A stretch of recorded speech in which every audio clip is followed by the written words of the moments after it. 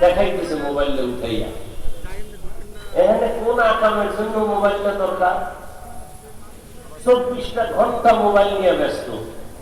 কানের গুণা, চোখের গুণা, অন্তরের গুণা, জবানের গুণা, হাতের গুণা আল্লাহ ধৈর্য নিয়ে এসে বেহেশতের বাগানে, যেখানে বসলেই গুণা মাফ।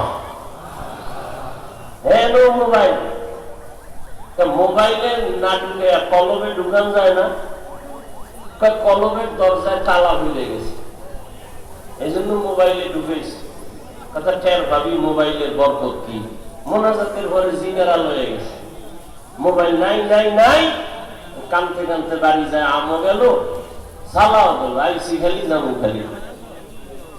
আল্লাহ মোবাইলের গজব থেকে গোটা জাতিকে হেফাজত করে। কপাল খারাপ হলে কি করার? আমি হাফিজুর রহমান কেন মক্কা মদিনার ইমাম বয়ান দিলেও কাজ হবে না।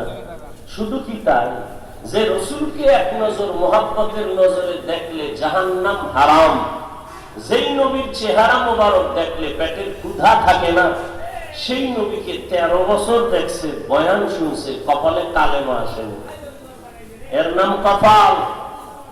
আর অন্যদিকে 27 বছরের যুবক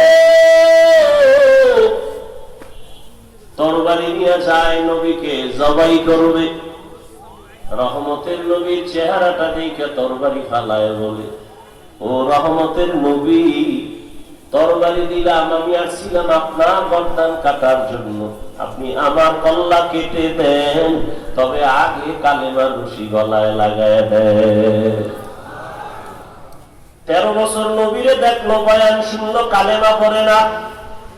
আর 27 বছরের যুবক তরবারি নিয়ে নবীরে জবাই করতে গিয়া কালেমা বইলা তরবারি নিয়ে দাঁড়ায়।